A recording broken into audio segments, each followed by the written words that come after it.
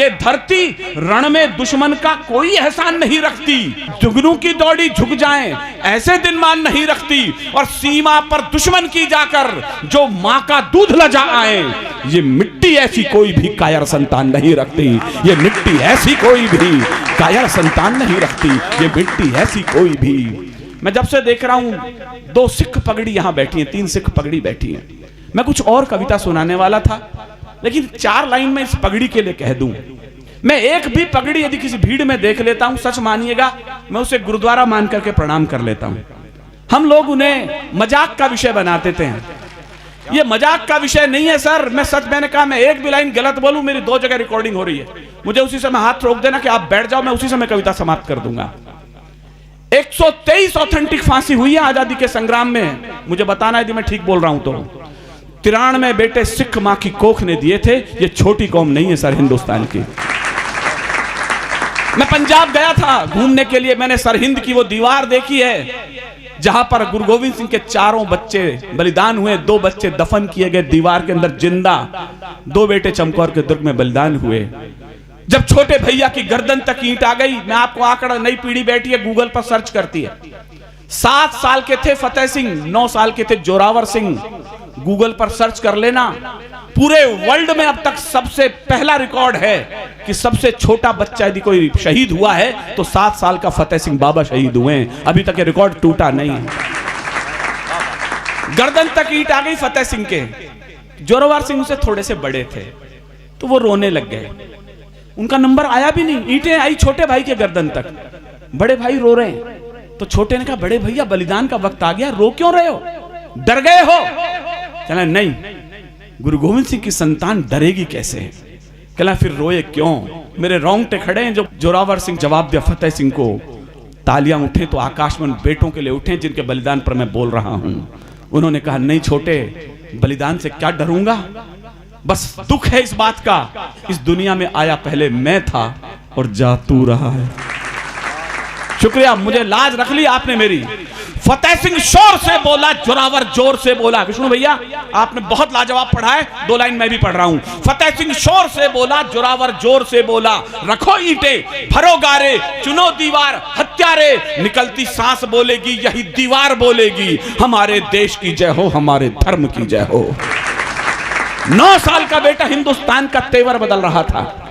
उधर सरहिंद की दीवार के बाद जब दोनों बेटे साहबजादे शहीद हो गए तो चमकौर के दुर्ग में गए। मैंने वो जगह देखी, मैं रो उठा उस जगह को देखकर कि यार यहां वो बच्चे शहीद हो गए इस देश धर्म के लिए। और फिर एक आंकड़ा बोल रहा हूं, हिंदुस्तान में जितनी भी लड़ाइयां हुई हैं अपनी सत्ता बचाने के लिए लड़ाइयां हुई हैं। सिखों ने 16 लड़ाइयां लड़ी हैं, एक भी लड़ाई अपनी सत्ता के लिए नहीं लड़ी है, इस देश या धर्म के लिए 16 लड़ाइयां लड़ी है उन्होंने, एक भी लड़ाई खुद के लिए नहीं लड़ी। ये कौम बहादुर कौम थी सर। चमकौर के दुर्ग में 40 शेर बचे थे गुरु गोविंद सिंह के पास। अजीत सिंह और जुझार सिंह, उन्होंने तिलक निकाला अजीत सिंह को। हमारे यहाँ परंपरा है जब बेटे करगिल में जाते हैं हमारी माएं मालाएं पहनाती है, तिलक निकालती है। सिखों में परंपरा अलग है, उनकी मां उनकी पगड़ी में कलगी टांगती है।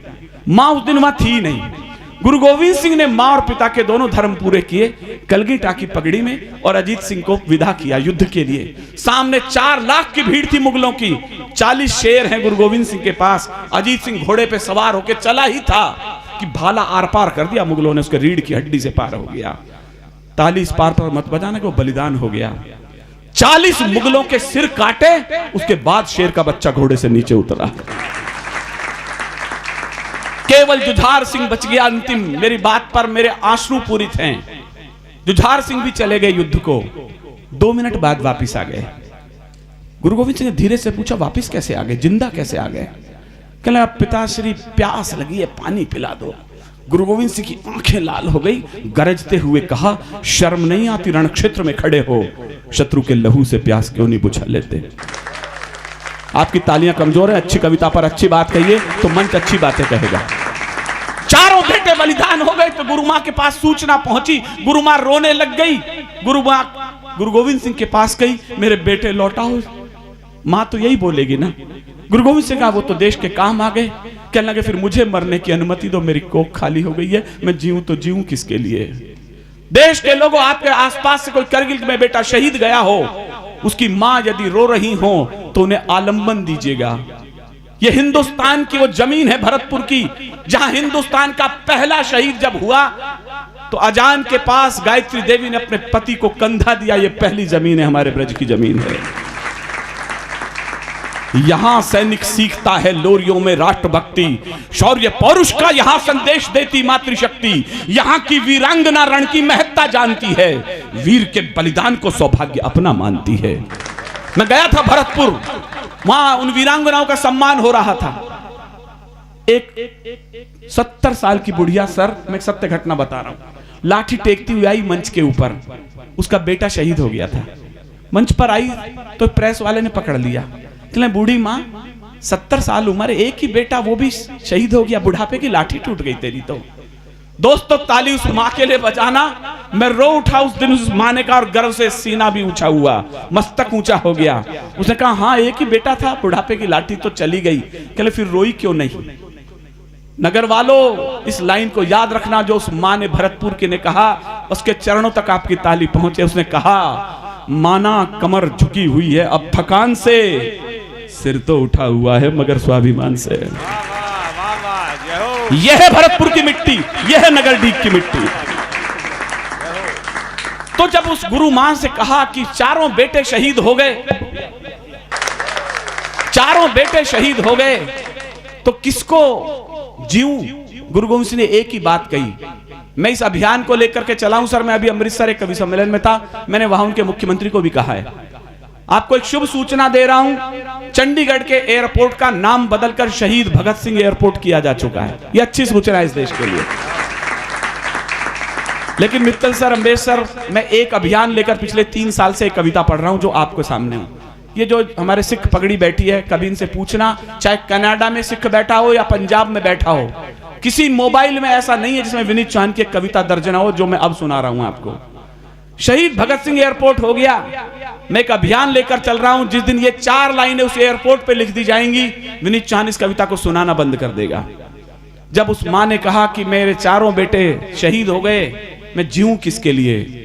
गुरु गोविंद सिंह ने एक ही वाक्य कहा और गुरु मां को चुप कर दिया। उसने कहा देश धर्म के वास्ते वार दिए सुचार।